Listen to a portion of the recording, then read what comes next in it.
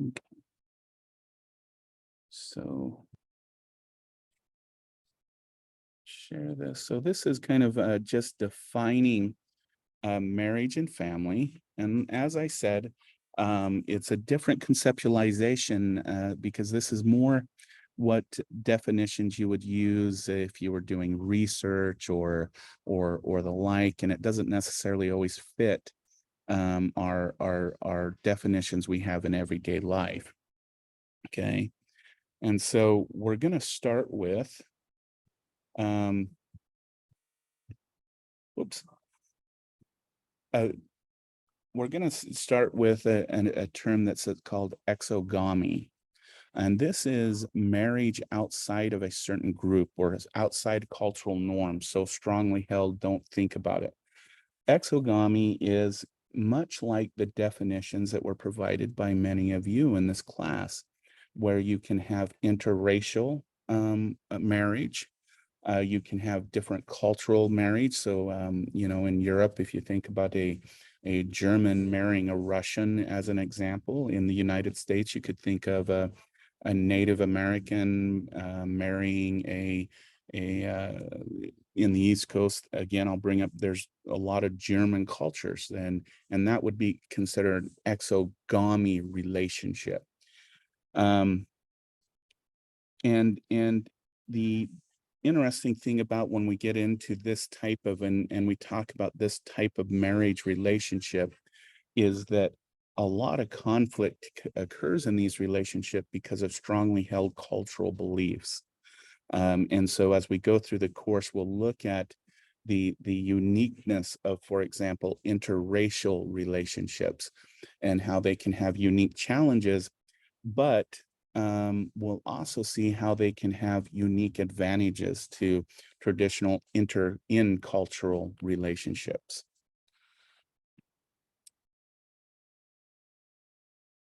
When we talk about family, we use this term nuclear family. And this is typically the living arrangement where you have two spouses and children living together. So you have two parents and then children within the same household. This is the conceptualization of a father, mother, 2.5 children, a dog, and a picket fence kind of situation.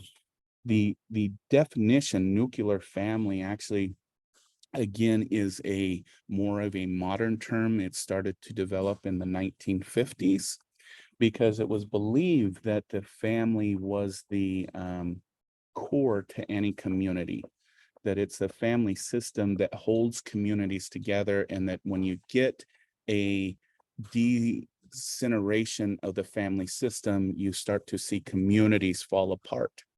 And we'll look at in this class some evidence that actually does support that when a family system, regardless of how it's defined, if there isn't community support for that family system and those family systems are weakened, we see communities that start to fall apart, start to not work as well as far as community arrangements. So we have the nuclear family, which is mom, dad, children, and then we have the idea of extended family, a living arrangement in which spouse, children, and other relatives lives together. Now, this system of family is actually not something foreign to most cultures. Here in the United States, it has become foreign because it's believed that, two individuals go into adulthood, you seek your independence from your family system, you meet someone, you create a family of your own, and there's a disconnect between living arrangements with extended families such as grandparents or relatives.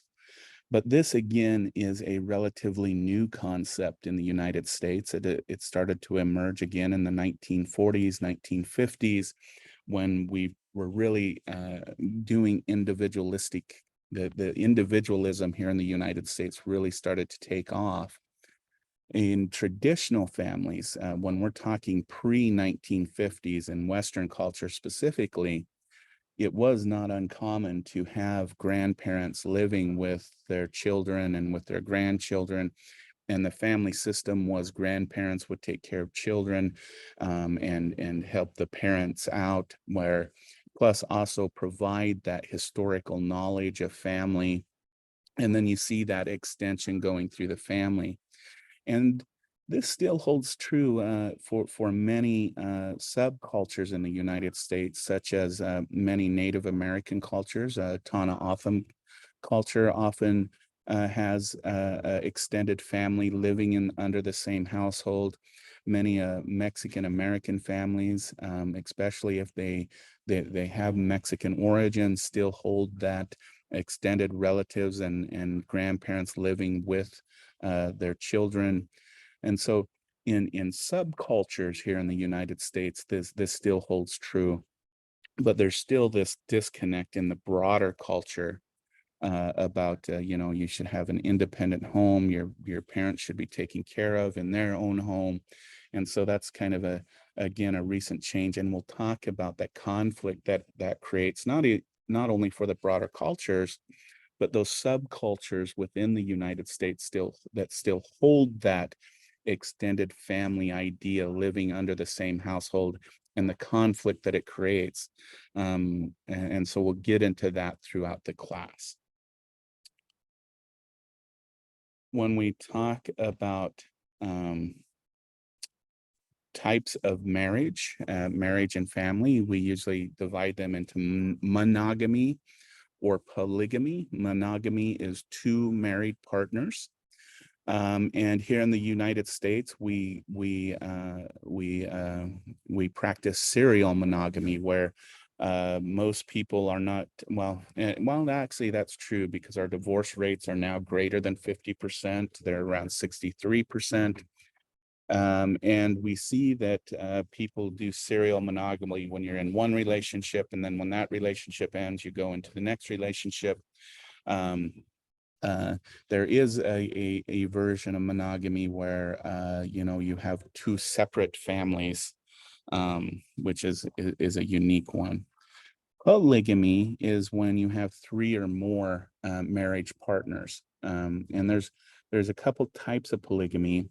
And as I mentioned last week, polygamy is not rare in our world. In fact, 85% of countries in the world permit polygamy as a form of family relationships. And let me trying to remember. Yeah. And there's a couple different types of polygamy. There's polygyny. This is where a man polygyny, where a man has multiple wives. There's polyandry, where a woman has multiple husbands. And there's polygynandry, where there's many wives and husbands. So with polygamy, if we want to do some stereotyping, we can think of the Mormons here in the United States. But again, about 85% of the world's countries permit polygamy as a form of relationship. Polyandry is a little bit rare. If we look at, for example, Native American cultures, the Navajo culture traditionally practiced polyandry, where the woman was really the landowner, the female was a landowner. And so if men wanted, they would woo or try to be part of that female's property and relationship by proving themselves to that. We also see in many the Alaskan tribes that polyandry was commonly practiced, because it was the women who actually owned the fishing boats, and so the men who wanted to work them would have to again woo the female. And we see this in other, specifically a lot of fishing type of communities around the world. Polygynandry is a more rare form of multiple relationships within a marriage. And it is actually becoming a more and more popular here in the United States, as we see more sexual diversity within relationships, more uh, individuals understanding you can have more emotional connections with multiple people instead of just a single individual. So this is a growing trend here in the United States of having multiple wives and multiple husbands, both being able to have that within their singular relationship. But what we see in this type of setup is there's still usually a nuclear husband and wife, as you would say, and then they would have their separate wives or husbands along with it. So there's still in this polygyny situation a core couple that then go out and find multiple other relationships with others. Okay. I forgot, this is also another form of what's called horde living, where it's beneficial to live in a group and to share the intimacy within that family system. So as mentioned, when we talk about the social construct of marriage and family, we can see that there's patterns that are culturally relative, and how patterns of marriage and family changing. And these are things that we'll talk about. We're going to do throughout this course some cross-cultural comparisons with family and marriage. And we'll see that not all cultures define it the same. And we're also going to take our own culture, especially the predominant culture, and look at it from a historical perspective about the meaning of marriage and family. And then we'll take a look at how that overarching culture then has influenced a lot of, for example, Native American ways of living, and has created in a lot of ways a lot of confusion and a lot of resource deallocation because of the ways things are defined. And we'll look at how patterns of marriage and family have changed. And I kind of related talk to that. And really in this class, you all brought up a lot of the changes from what we usually have seen to traditional, for example, marriage to be, because it's only been, I believe it's only been about 4 or 5 years since it's been legal here in the United States to have, for example, same-sex marriages and same-sex relationships, and for them to get the same benefits, as you would say, with the male-female relationship. And we see these trends changing, and we'll talk about what that means. And I think probably for me as a researcher, what I think is interesting is if you look at uh, uh, binary relationships, male female versus same-sex relationships, and if you look at the research since about 2011, and the reason why I say that is before 2011, the federal government had a ban on doing impartial research and funding for impartial research for same-sex relationships.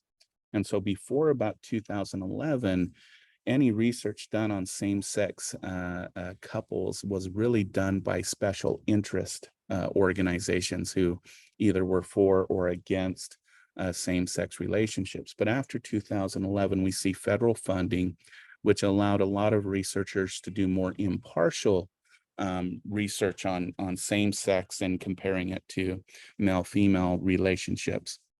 And so far, which I find interesting, is we really see no difference. Even when we look at the attraction research and the physiological attraction research, it's exactly the same.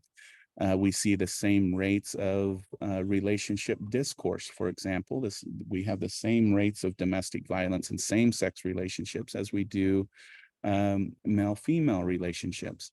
We have the same divorce rates. And so it's interesting that ever since this research has been more impartial, we're seeing that there is really no difference between the love, say, a man and woman have together than what a man or a woman and a woman have together. Now, I do think there's more to be said on this, because I think we need to start looking at more now of transgender, transsexual type of relationships, and to see if those still hold, because even in the research that we have, it's still kind of that binary of female, male, female, female, male, male. And the complexity of gender and sexuality still needs to be more looked into. So marriage, just again, we'll get into some the formal definitions. So the way marriage is formalized is it's approved mating arrangements formalized by ritual. And here in the United States, that's been formally done through a legal document and presenting the couple to a community and saying, here we are. And that's really the idea behind a marriage. I would say that, you know, when we look at marriage licenses and marriage certificates, as you would say, they do have somewhat of a tainted past, because originally a marriage license was a purchasing agreement between the father of the bride and the future male spouse. It was basically a purchase arrangement, and it was basically a marriage license is a transfer of licensing from the father to the spouse. And that's really where the idea of marriage licensing came from, because it was more of a sell or a trade of a person. Now, we don't think about it that way in modern terms, I hope, and I hope that's not what we think of them as, but that's the origins of those. And so it's a formalized arrangement, and it's a formalized ritual, usually done through a religious type of ritual where the couple is presented to the community. Family traditionally has been defined as two or more people who are related by marriage, blood, or adoption, and they live together and have lived together. And so this is kind of, again, that more traditional definition.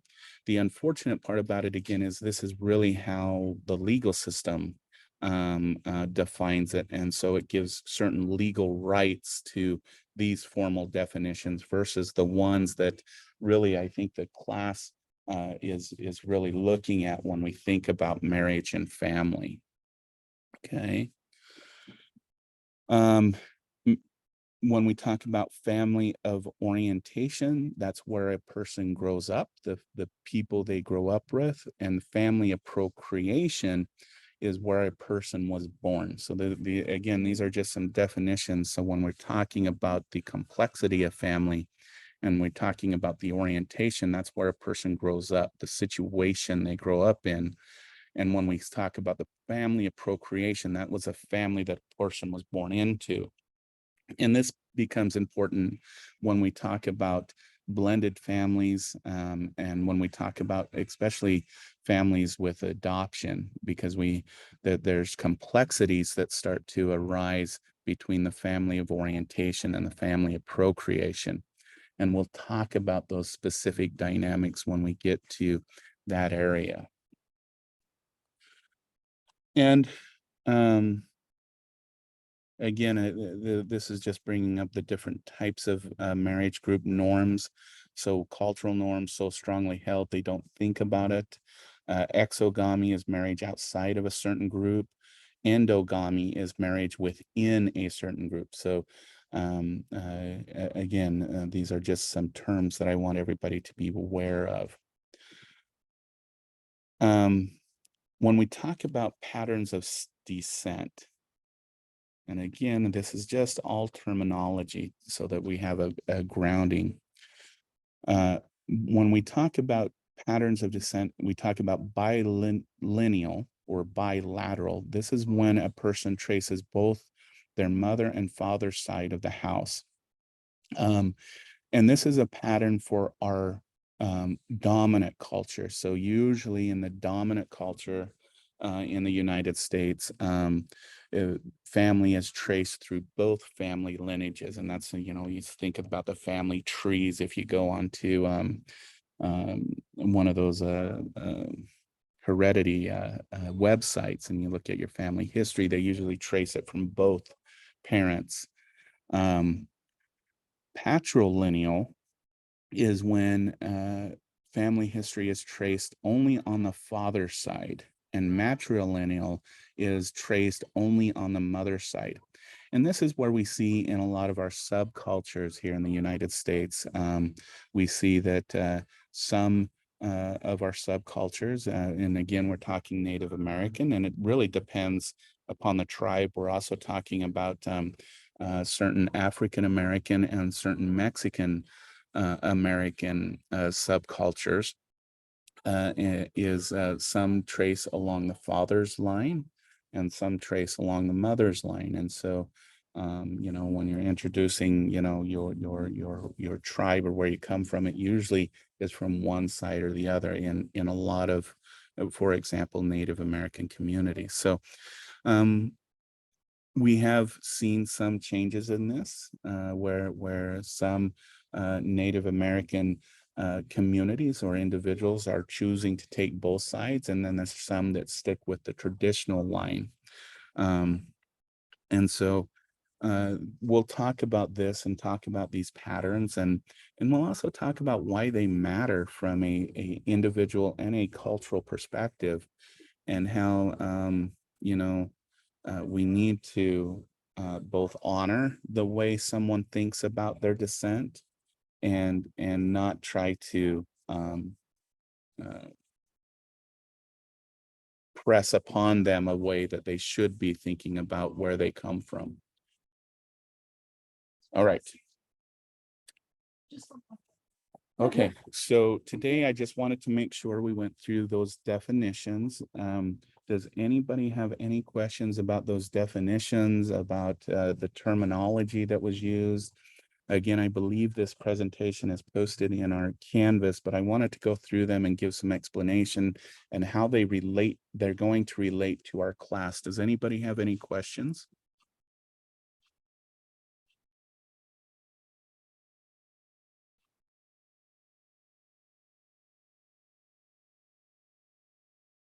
No. Okay. All right. Thank you, Sophia. All right. Thank you, Yasmin. All right. Well, what I think we can do for today is let's close up class. I will again, for this week's reflection, what I would like you to reflect on is these formal definitions and then your conceptualization of marriage and family, and how you feel that whether they need to be narrowed down or whether these definitions need to be expanded. And I'd like you to reflect on that for your weekly reflection. And so, Sophia, do you have a question? No, sorry. Okay, no, it's okay. It's okay. So I think that'll be good for today. And then on Wednesday, we'll start looking at specifically intimate relationships and intimate relationship formation, now that we have kind of these definitions down. And we're going to start there, and then we'll get into the development of family as we get through. You know, there's a lot of things to talk about. We got to talk about attraction. We have to talk about emotions and intimacy, and then other needs that need to be fulfilled within relationships. So we have a lot to talk about in this formation of a quote unquote marriage. And then we'll get into the development of this. I can't remember who said it. Two people feel like they want to be together in love and life together. That's not an exact quote, but what happens when two people get to that point, and then start to develop a family? And then, you know, unfortunately with this course, and I know this isn't one of my favorite topics. We got to talk about dissolutions of family. So things like divorce, and we have to bring up when relationships go wrong. So we got to talk about things like domestic violence, and domestic abuse. So that's kind of where we're headed. And we will start this journey now that we have some definitions behind us, and I know where you all are coming from. We'll start this journey this coming Wednesday, and I look forward to seeing you all then. And until then, take care. Thank you. Have a great